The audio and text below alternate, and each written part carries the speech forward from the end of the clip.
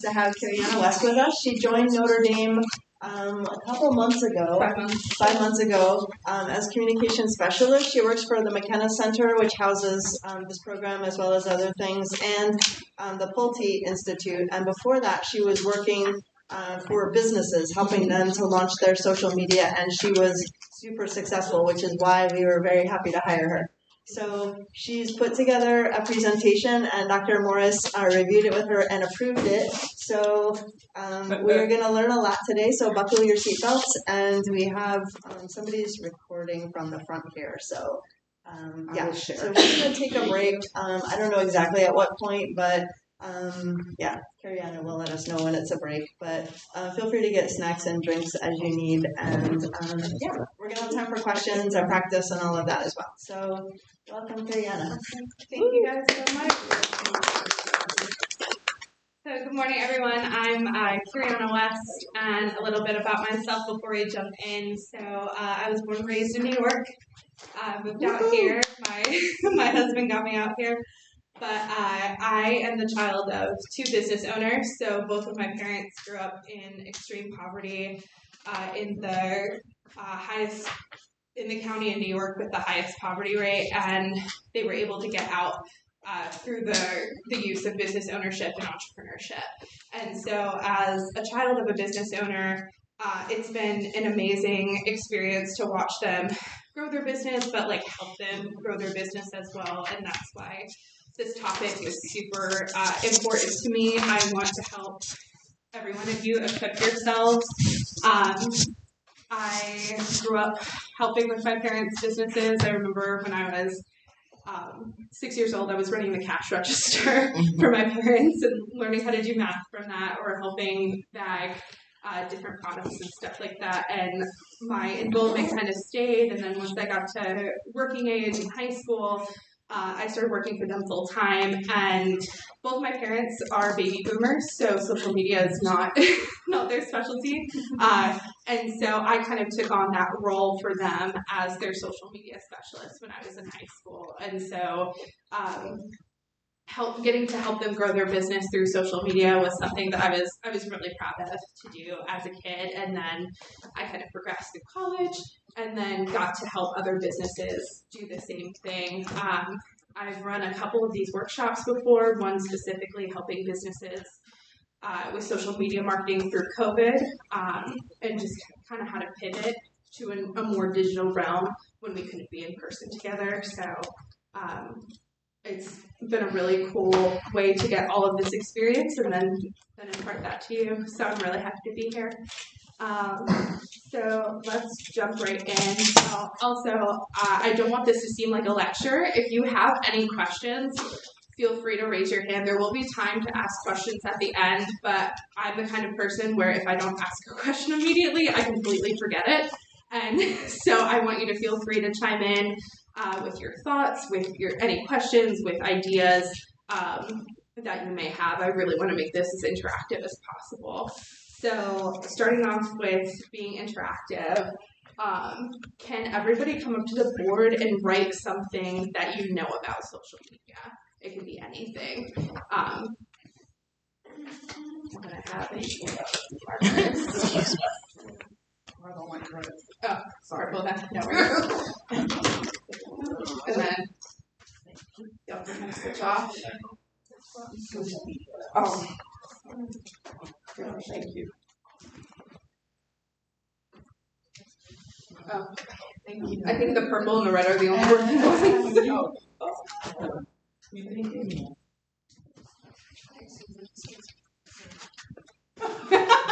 That's very true.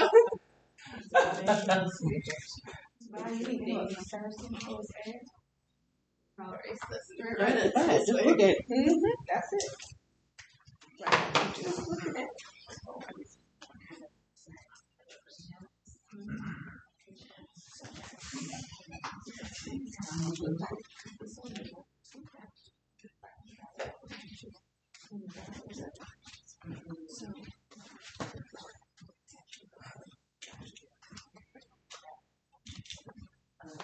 You can use my Oh yeah, it does track you.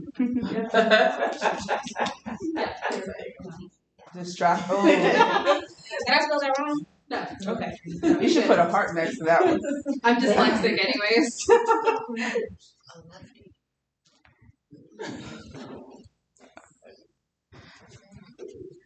We're smart guys. Yeah. Yeah, no, that's a good one. Oh, so I think 70% of them breathe.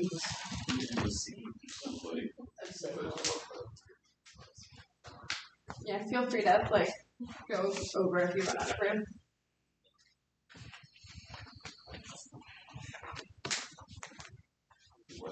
Yeah. I think the red and the purple one are the only ones that work. So you might have to. Oh, there's one on the floor. Yes, we've been using every other color. Yeah, let's try it.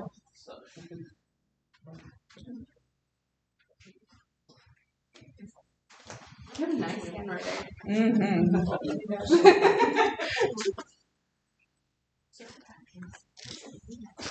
I wish I had that. You're gonna like these kids. Yeah. All about anyways. That works great. That'll be amazing. Okay, let's talk about a few of these before we jump into the presentation. So what we know, social media is fun. It definitely is. And it can be fun for potential customers and clients if you make it that way. It definitely tracks you, and that's a good and bad thing. It's informative. You can use social media to let people know about your products, your services. It can be used for educational and educational purposes, and you can actually build your reputation as an educator and therefore an expert in your field if you care a lot about education. So it raises awareness. It does raise awareness about your business, and it lets people know what you're about. It can be distracting. That's one of the downfalls of social media is if you put too much time into it, that's also not the best thing as putting no time in it. Broad, it can be really broad, and that's one of the challenges we'll be kind of covering in our presentation. And then it can waste your time if you don't know how to do it right. And then reposting is super helpful. Reposting will get your message out there, and it can help your other business owners, like your connections, get their message out there. So I really want to encourage you to repost each other's work. So they do it for you, you do it for them, you get seen by a larger audience of people. And then it can be a database. So I think data is one of the most important things of social media as far as you can see how many people visit your profile, you can see who interacted with them, the demographics of that, what age they are, what gender they are, and what they like to do based on the data that you collect. So, social media marketing is, we'll just read the definition, is the use of social media platforms on which users build social networks and share information. So it's all about meeting your target audience and customers where they are as they socially interact with each other and your brand.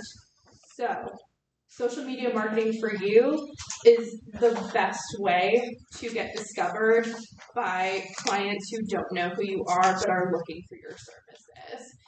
So the main use of social media is to make you money and then to get you more customers and to give you credibility. So potential customers and clients often decide whether or not to support your business by what they see from you on social media. So can anybody tell me how they go about finding a place to eat? Like if you're looking to try a place you've never eaten before, how do you usually go about that? Google. Do you read the reviews? Yes. Yeah. Would you go to a restaurant with a 1-star review? No. So credibility is super important with your business. Like you want to make sure that once you have customers, they are pouring into your credibility, that they're leaving you reviews, they're leaving you kind of notes for other customers to say, hey, like, please come to this business, and this business is safe and it's trustworthy. it's important because without this, people don't kind of have like an insight to who you are as a brand. Like, you're no different from any other brand out there. I know there's a ton of hair salons in the area of what, like, if you own a hair salon, what makes you different from all of the others, and social media definitely helps with that.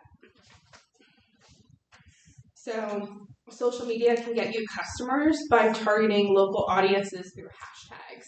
So for example, if we look at the hashtag Michiana Businesses, it's going to show us anybody who posts under the Michiana Business hashtag. Oh. So, sorry, my throat is really dry. Can you just write what a hashtag is in case Yes. anybody doesn't know? Yes. So, Thank you. hashtag Michiana Business. So if I were to look up this hashtag on Instagram, which I can actually do now, so we'll hop over to Instagram.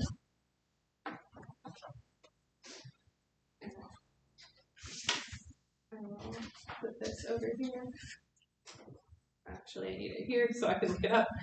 But Does it matter if you put ES or business, or does it not matter? It depends on what hashtag is more popular. So if we look at Michiana Businesses, all of this is going to pop up, and people. So they're two different ones. Okay. Yeah.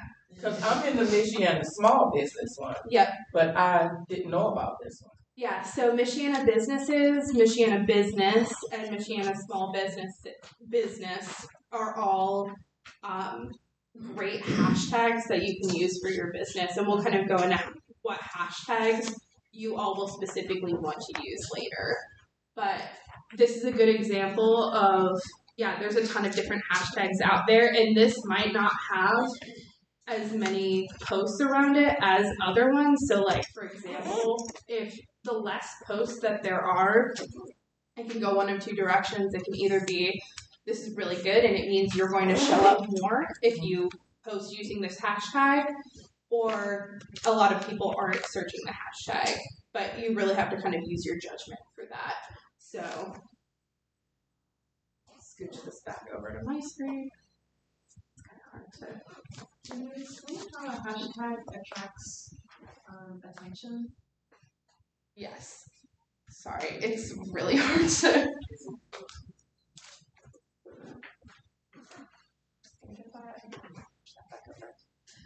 So a hashtag attracts business by pushing your content out to people who wouldn't normally see it. So if somebody is following the South Bend hashtag and you use the hashtag South Bend, your post is going to show up within that feed for them. So they might not have been looking for your business, but they might have been looking for things to do in South Bend, and boom, there your business is. And now you have another person who knows about you and can kind of take the journey to learn more about you. It pushes, so social media pushes people to your website to buy your, yes. I knew what a hashtag was, but I don't personally search for them or follow hashtags. Is that a pretty popular thing in general? Yes. Yeah, I would say so. I know for the businesses that I've kind of worked for in the past, we would have 8 specific hashtags that we would use, and then we would have 3 more that were kind of rotating seasonally. So a lot of the businesses I worked for were based in Goshen, Indiana. And so a lot of people, I think like 3,000 people, followed the Goshen, Indiana hashtag. So when we post using hashtag Goshen, Indiana, it pushes that out to the 3,000 people that follow that hashtag. So it's really useful in getting your name and your business out there. And if you use that in conjunction with your specific services, it's even more so. So, for example, like if you're a nail business and if you want to if you want to like push your business out to people who are looking to get their nails done in South Bend, you would use hashtag South Bend, hashtag nails, hashtag nail tech. And then there's a higher likelihood that you get found.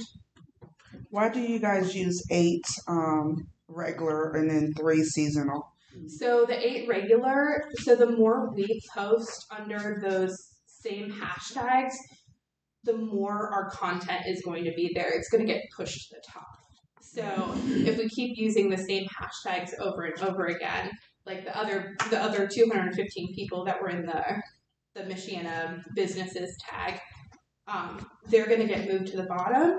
And then because you keep using it, your stuff is going to get pushed to the top. Got it. Yes. I wasn't sure if this was going to get a little bit. I thought she was going to ask something similar, but I've heard 2 different chains of thoughts on using the algorithm, of using the hashtag. Like, for instance, I heard that on Instagram you're supposed to use 5, and then I heard if you use 5 or 8 or more, then it'll get lost. And I wasn't sure if you're going to be talking about that later on. Yes. Yeah. So as far as hashtags, the recommended amount is 10. Sorry, I meant 7 regular and then 3 seasonal. But so the recommended amount for Instagram is 10. And LinkedIn is about the same. LinkedIn can actually be a little bit more if you wanted to utilize it that way. But for the 7 main hashtags, like we're using it to establish kind of our presence within that hashtag. But for the 3 seasonal, that kind of gives us access to, like if you were to use like Happy Holidays or Merry Christmas, like if you're doing a Christmas special, like that would then push your hashtag out to people who are buying Christmas presents, or if it's a Valentine's Day special, like if you want to do like lashes for Valentine's Day, you would use Happy Valentine's Day or something like that. So it keeps you relevant, but still keeps you within your same hashtag circle. So there's both like uniformity, and then you can expand. Yes. Could you give a brief overview of how you got the mechanics of the hashtag? Yeah, absolutely. So when we post something, so the majority of the time you will use hashtags with Instagram. Facebook, it's give or take. It doesn't really work the same way, but hashtags are great for Twitter, they're great for Instagram, and they're great for LinkedIn.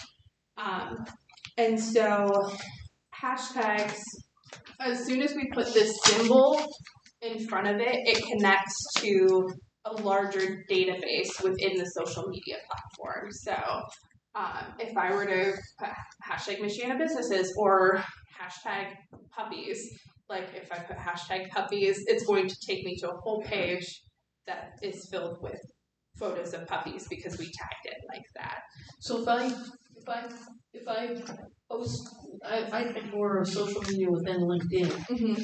So if I respond, I add hashtags to my response, and that pushes it out, or I need to initiate one. So you need to initiate one. So hashtags really, they don't work the same when you comment them as opposed to like physically posting them. So you want your hashtag to be within your original post. And hashtags in the comment, they don't have as much sway with the algorithm. I'm not sure why, that's just the way it is. But when you're making your post, that's when you want to use hashtags.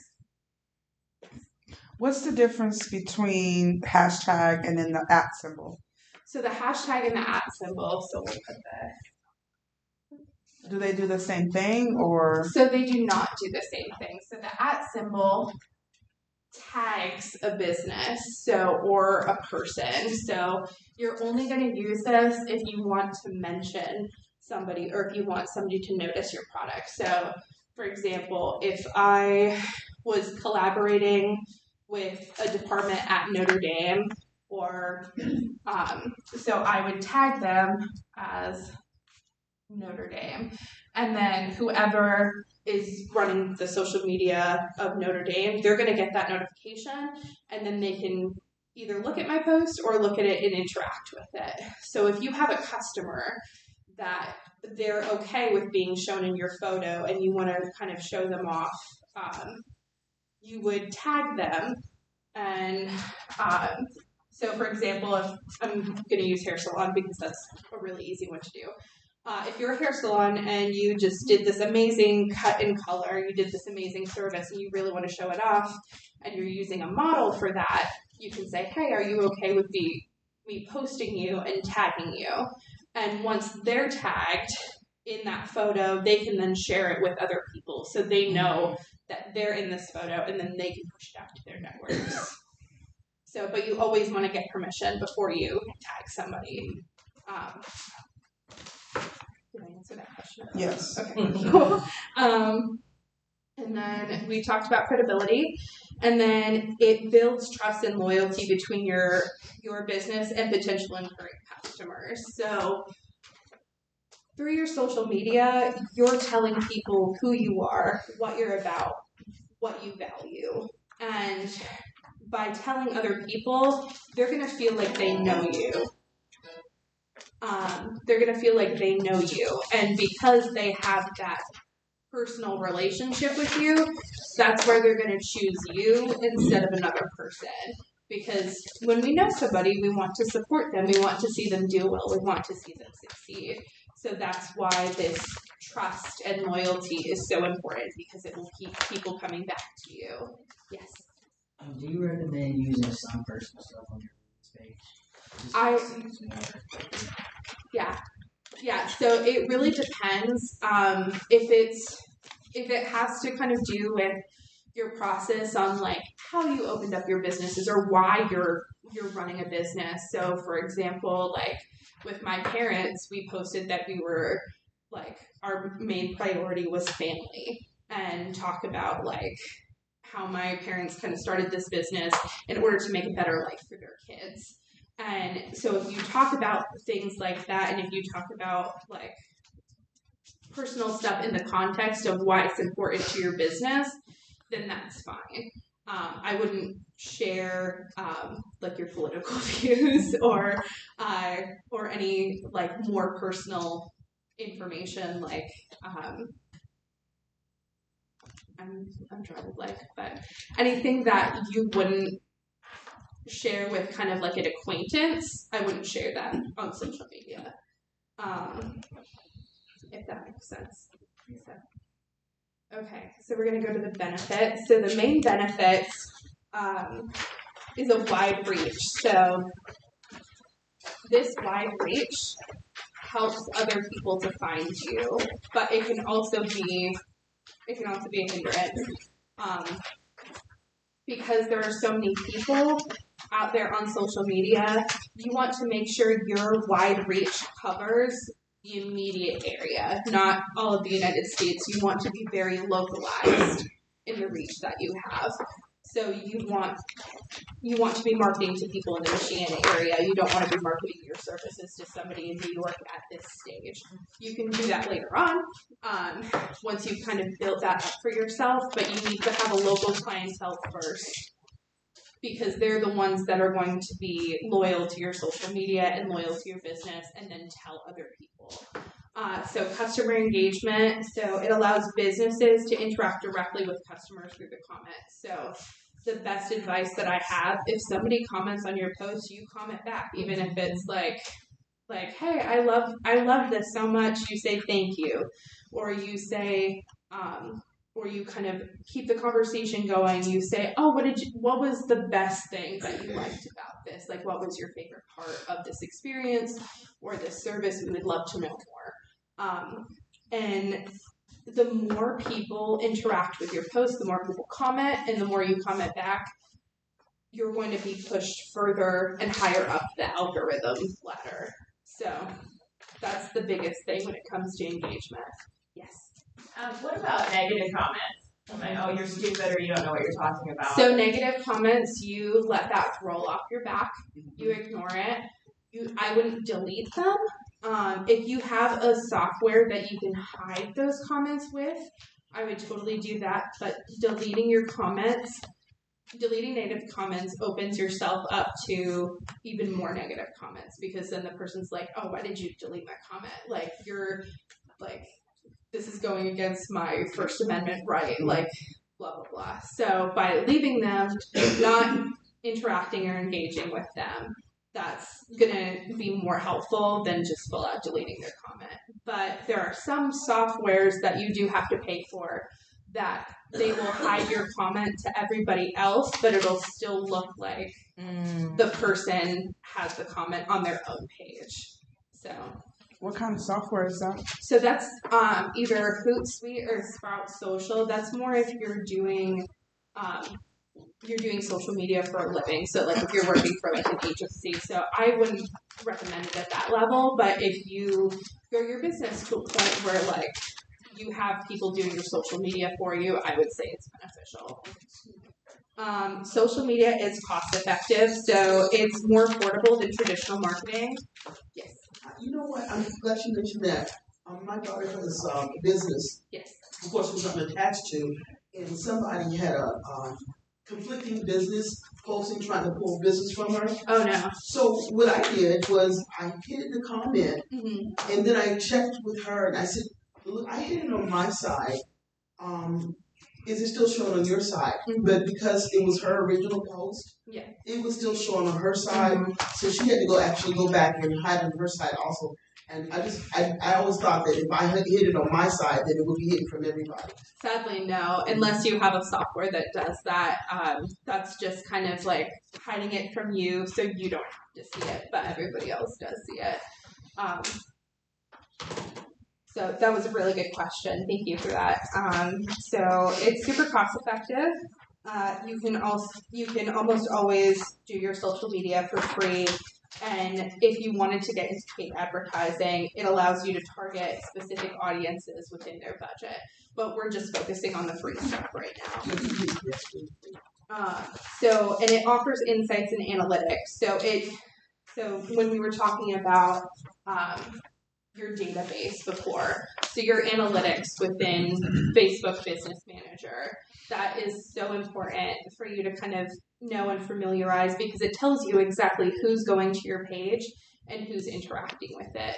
So you can then make your posts towards that audience. So for example, if your audience if you see that it's mostly men between like 25 and 35, you want to talk to them like you would talk to a man who's between 25 and 35.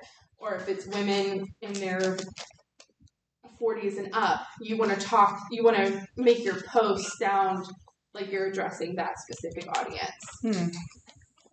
And then it gives you a competitive advantage. So many businesses are already using social media marketing. So by not utilizing these platforms, you kind of set your business up for failure. So you miss all these opportunities for people to find you that are really looking for services.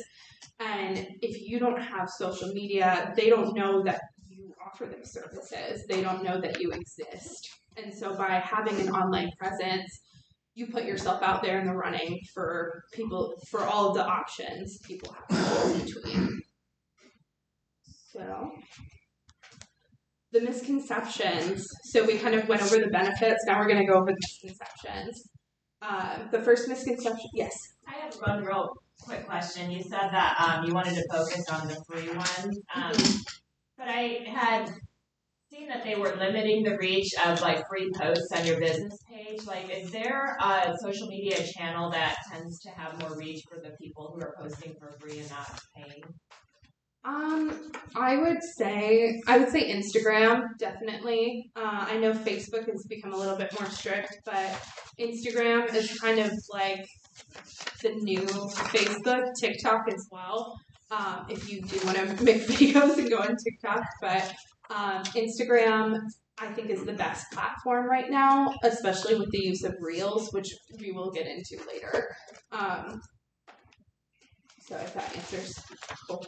So the first misconception is that I don't need it. So like you said in the last slide, not having social media is a huge disservice to you and your business. Second, the other misconception is quick. So social media, as much as it may seem quick for your personal, but there's a lot of thought that goes into having a business social media. It takes time and effort, and you need to be consistent. So, for example, I was working with a very with a very small entity. They maybe had 198 followers when I first started with them. And over this 2-year period, we went from 198 followers to I think close to 900.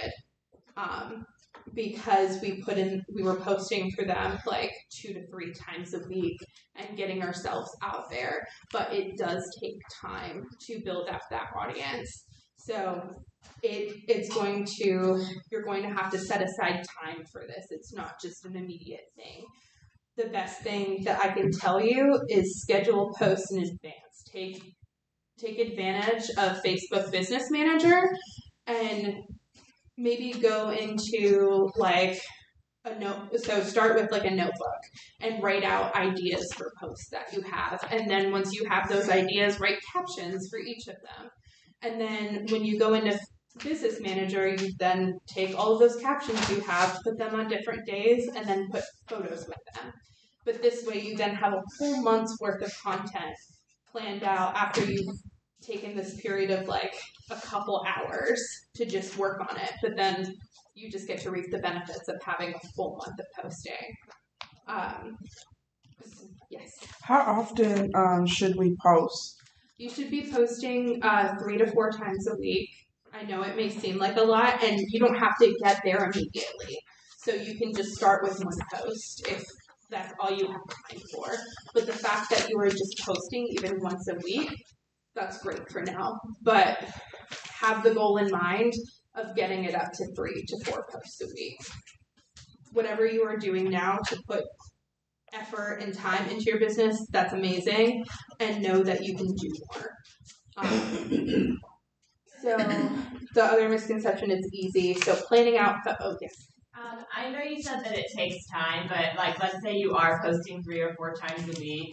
I mean, I know that everybody's business is different, but I mean, is there a certain amount of time that you would go nobody's following my post, it's been 2 months, maybe I'm posting the wrong things? Is there a certain ramp up that would be good to see generally? So usually I look at it month to month. So I look back, so I go from the first of the month until the 31st. And then I look back on the month and I'm okay, how many followers did I gain? How many people commented on my post? And Facebook Business Manager will tell you all of that. So if you look at your data analytics within Business Manager at the end of each month, it's a really good practice to get into. And if you take a look at that, you can then say, oh, I had more followers. I gained more followers this month than I did the month before. Or I had less followers than I did the month before. What did I change? What am I doing wrong? And kind of work backwards to see, oh, people liked this post more and they didn't like this post as much. So whatever you find that did well, put effort into that. So, yes. So, and I'm not sure if somebody asked it or not. So I am on TikTok, but is it smart to have a business page on TikTok and just a regular page? Yes. Because my regular page has a whole lot of followers, but my business, I didn't make a business page because I was just trying to build up followers on my regular page. Yeah. So I'm almost up to 5,000 now. Wow, that's awesome. So I'm trying to see now, is it just post stuff on that page about your business because there's so many followers there, or just separate it? So I would lead people to your business page. So I would still make a separate business page, but on your personal one, say, hey, go follow my business page. Go follow my business TikTok. Use the followers that you have on your personal one to promote your business page. But this way, when new customers who haven't even heard about your personal one find your business one, it's just all of your business. It's not your own personal stuff, but really utilize your own network to promote your business pages. Okay. I have a kind of question about that. If you do have a personal business page, I don't have a TikTok, but on Facebook, so I'm a marathon running coach, and I started actually just as a marathon different. And for a long time, I didn't care about social media, but I was posting things about my running, and so my personal page got really big with people following my running. And then it's way bigger than my business page. Yeah. So like I just keep posting on my personal page, but like is that almost like you have to post two different things then, like something different on my business page, and then also now I'm posting something, or it can get tricky. Like, just if something's working for you and like running coaching, it's different than more of like than like a mechanic service. Where if you're coaching, it's very personal. It's very like tailored. Like, it's all about you. You're the face of the business, as opposed to like, okay, I'm giving somebody an oil change. Like, that doesn't have anything to do with my personal life. But because your business is so tied with who you are as a person and who you are as a coach, I would keep that then. okay. Yeah, because those are the posts, like, okay, I went running, oh my God, it's really popular, but if I put, like, this is how to do something, those don't seem to be as popular. Yeah. Yeah, so that's one instance where I would do more of your personal stuff. Okay. Yeah. So, all right. Yeah. Because I do business on my personal, on TikTok, but Facebook is separate. Yeah. So I have a Facebook business page, and then I have a Facebook page. Yeah. So. No, that works great. I think that it's all about what works best for your business. So, I have a question. yes. If you're having a new business venture, how far in advance should you start like creating your business pages?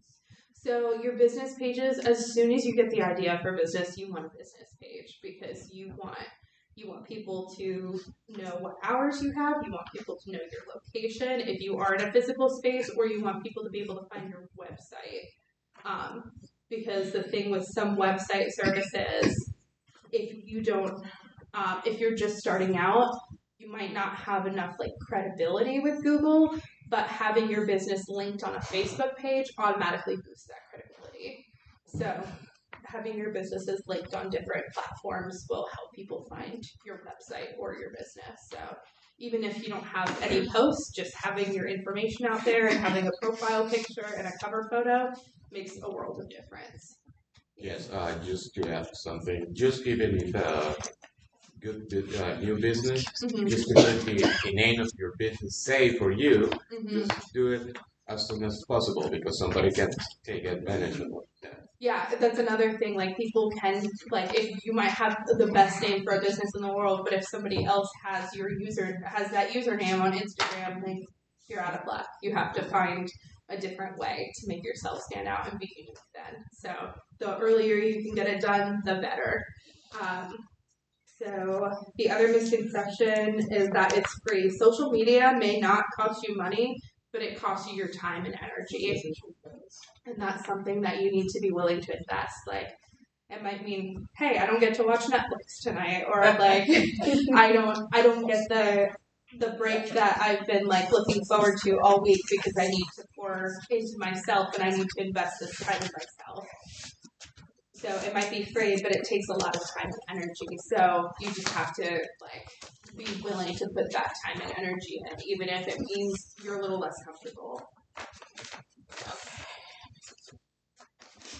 All right, so here are the best social media platforms and how they benefit your business. So first up, we have, so this is the social networking group. So these are the main three that you're going to use to build brand awareness and relationship building and customer service. So Facebook, the audience is 2.2 billion users. It's mainly younger baby boomers, Gen X, and older millennials. So a lot of people, a lot of younger people have gravitated from Facebook towards Instagram. So if your business markets towards anybody 30 and older, use Facebook. Twitter is the second one. So that's more younger Gen X and millennials. So their numbers have dropped off recently. So I would use Twitter if you want to engage with other users and other brands. or if you just want to put short things about yourself and your business out on the internet, like quick updates, like, hey, we're closed today, or we're having this special that's going on, or like we're gonna be out of town next week, so we won't be open.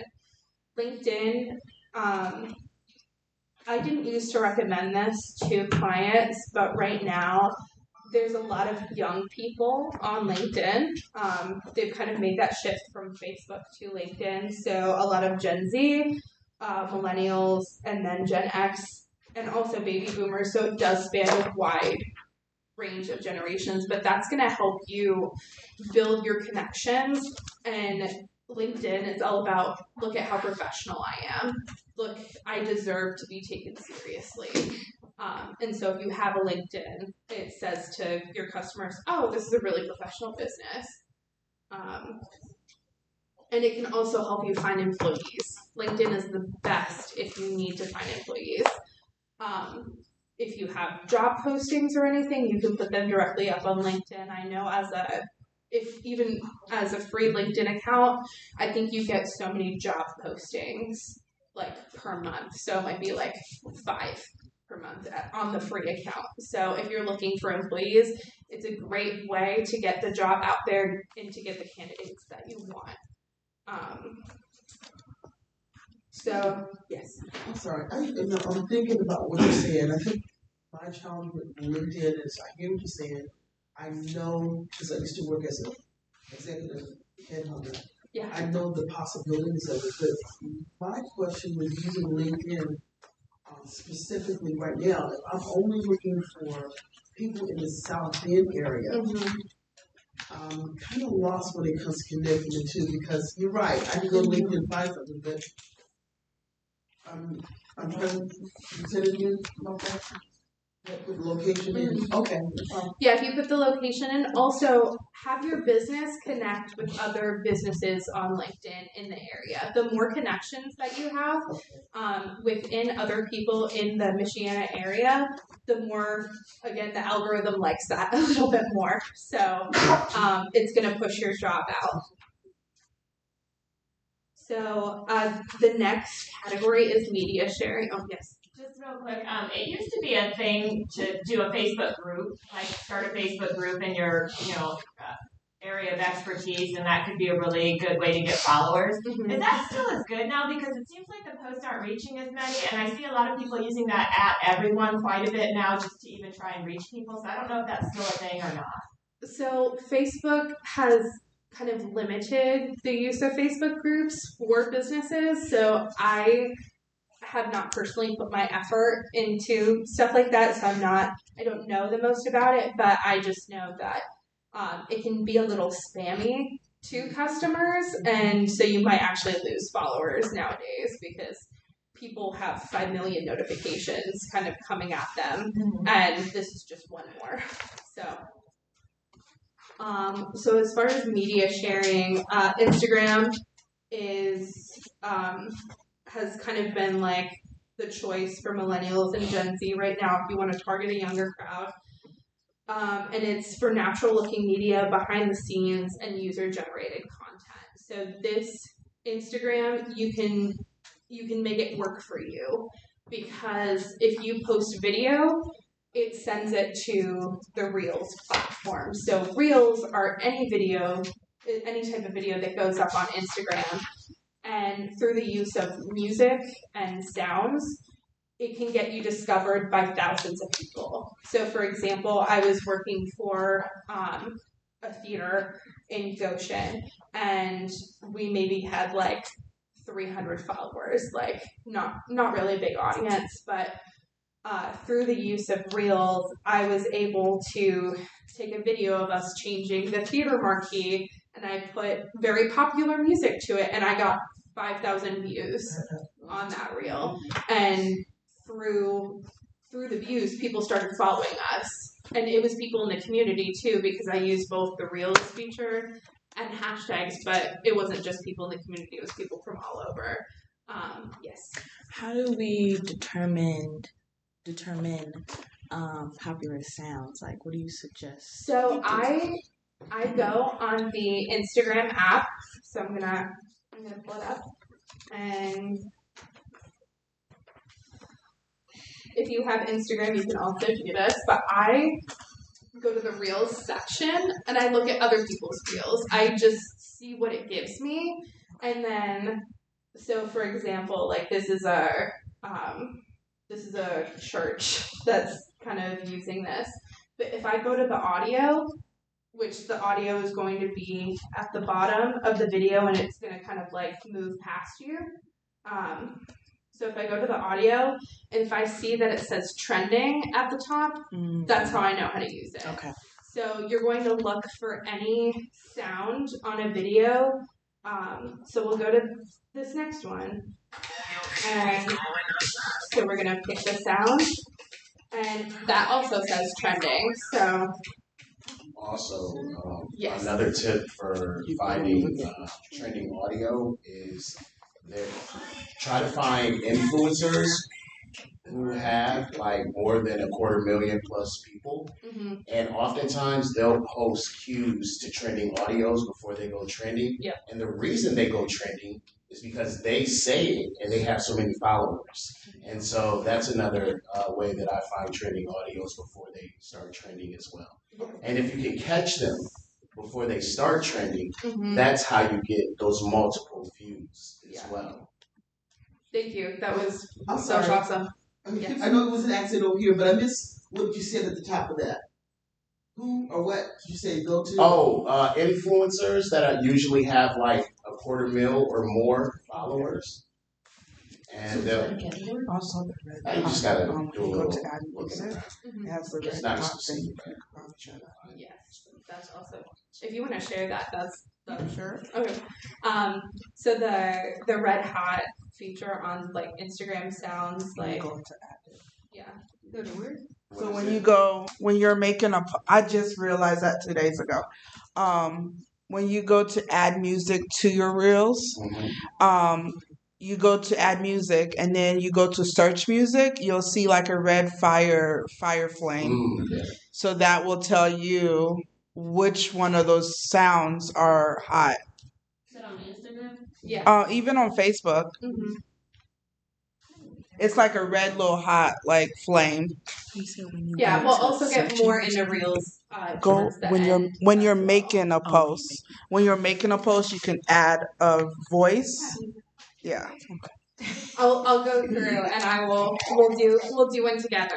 So the next one is TikTok. So TikTok is primarily Gen Z and younger millennials, but a lot of businesses have success through TikTok because it just takes one sound or it takes like just one hashtag and people find your product and then it launches, and it's high risk but high reward. So like you could post 30 videos and none of them do well and you could go, I'm gonna give up, and then you post the 31st and it goes wild. So with TikTok, the point is to just keep making content and just keep trying.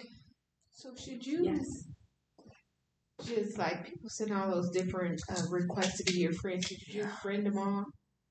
I would vet them first, like if they're actually like if they're bots, like if they're like robots pretending to be people, I wouldn't do that. I would look at their profile and see like if they don't have videos, I don't do it. Yeah, if they don't have videos, they're probably not good to follow. Also, like look at the kind of content they're posting. Do you want your followers to be spewing hate speech, or like do you want them to Make it be girl. like, or do you want unsavory content to follow? So just I would be discerning on that. So and then YouTube. YouTube is great for how-to videos. So if the thing that you're marketing kind of needs like demonstration or like examples of your work, YouTube is great for that. It's great for longer form content. So like say I created this new flat iron and I'm gonna show people how to use it. I'm gonna show people how to use it on a YouTube video. And then this might be the most important part. I have a question. Yes. What's considered longer posts, like 5 minutes? Or? 5 minutes. Anything more than 3 minutes is long form content.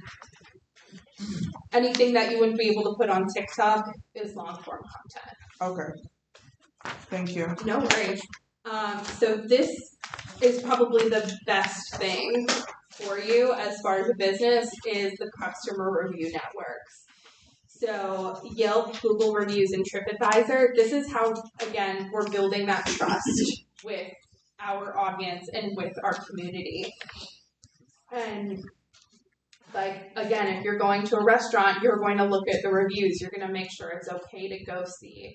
Like, you're going to make sure people aren't scamming you out of something if you read the reviews. And the more good reviews you have, the higher up you will be found in internet searches or social media searches. So really make use of Yelp, Google reviews, and TripAdvisor. Make sure that these are all free to have.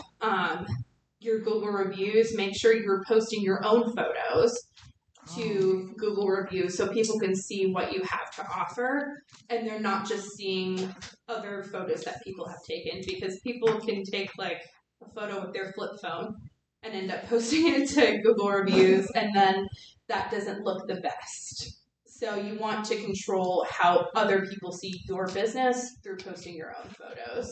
Yes. So you're saying these are like the larger on the platform of like for your reviews? Yes. So any Google reviews and Yelp are the main two. TripAdvisor. So like I was kind of counting on like the Better Business Bureau things for like those that, because I'll just start using Yelp because I haven't used that ever. Yeah. And like Google reviews, but I think my business is connected with that through the BBB, so I'm not quite sure how to use that like that. So yeah, the BBB is more for like businesses that are going into residential places. Like I don't know, I think that's what it's more. But if you're selling toenails, I don't really see what's the point of having a paid BBB subscription. Does that make sense? Yeah, Better Business Bureau is for other Better Business Bureau users and people who are familiar with that, but not everybody. Like, I didn't even know you could go to the Better Business Bureau and see reviews. Like somebody my age, we're going to go on Yelp. We're going to go on even Facebook reviews or Google Business. So, like, I'll use those. I do have backed by the Better Business Bureau on my businesses. But I'll start using, like, the Yelp. Yeah, and ask people who have used your services for reviews. Like, just say, hey. I do that on that part, but I never do it, like, so that's why I said I'm going to start using. You know, people do go into the Better Business Bureau one and they do review me. Yeah. But I'll just try and see. Yeah. I think food is great for Yelp. Yes. If you have a food business, you should be using Yelp.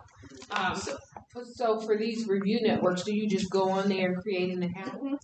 Yep, you go on there, you create an account. You can open your own account with Google Business. It's free. And you have full control over it. You cannot hide reviews. That's the only thing, because it's to keep it honest.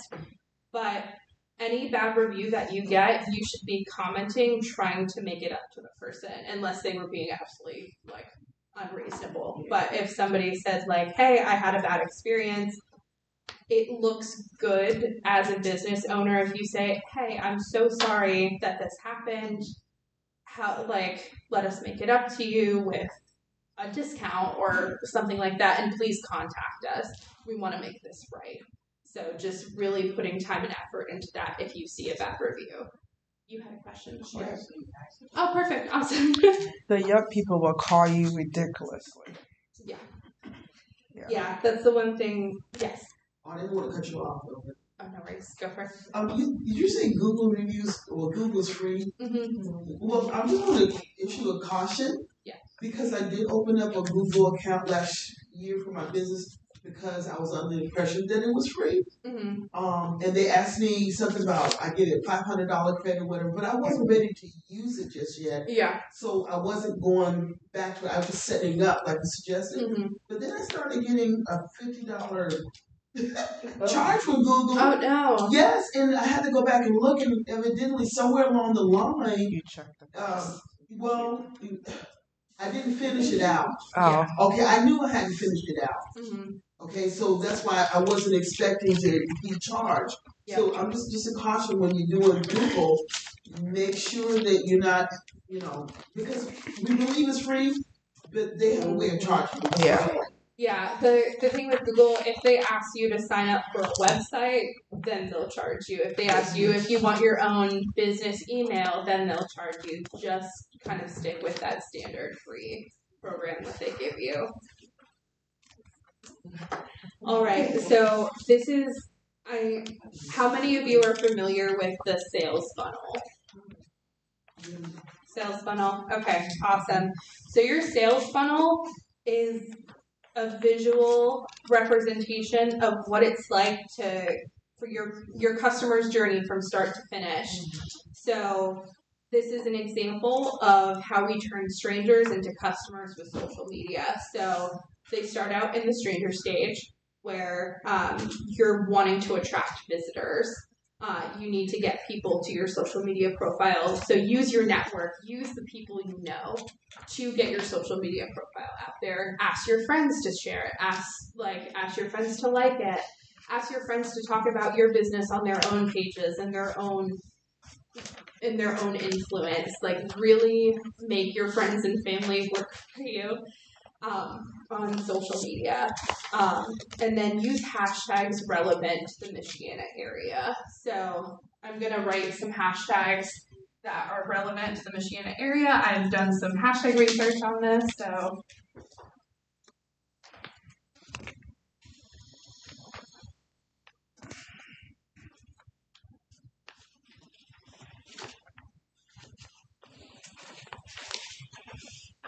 And again, I will write out 7 of them. Whoa.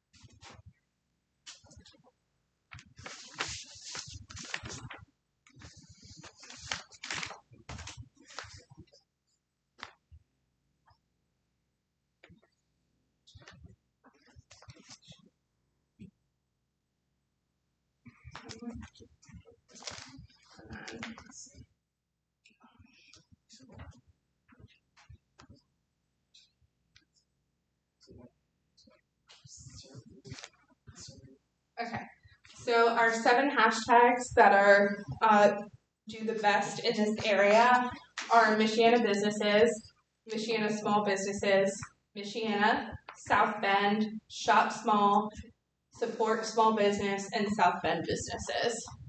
Okay, is one on the bottom is the South Bend businesses? Yes. Okay, I couldn't see it because of the laptop. Sorry. There you go.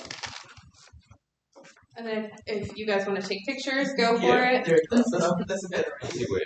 Yeah, Sue can take a picture and email it.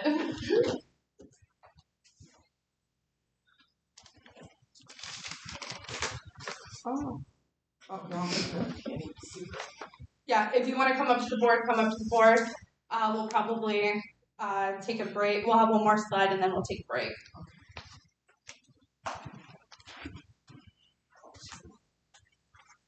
So the next. Sorry.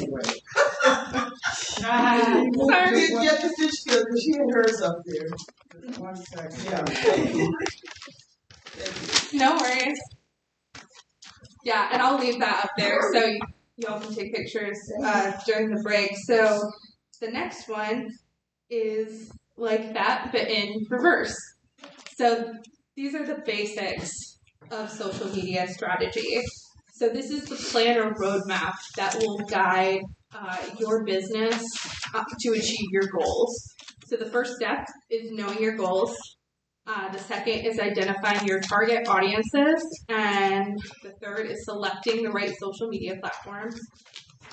Next is choosing the best time to post. And then the final step is creating and publishing content that aligns with your objectives.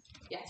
Good question. Mm-hmm. With that, I've heard different things about how many times a potential buyer needs to see your post before they make their buy. Is it 7? Is it 5? Do you have a number? So from what I've taken a few classes like on how to do social media, and from what the class I took from Facebook directly says it's anywhere between 5 to 10. Okay. But it varies depending on like how desperate they are in like need of products. Yeah.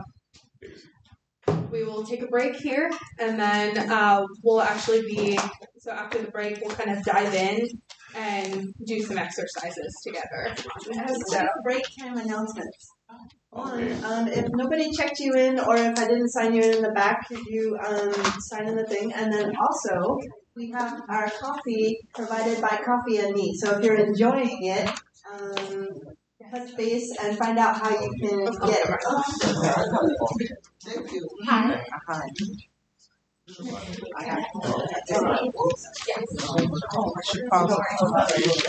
Everybody's so excited.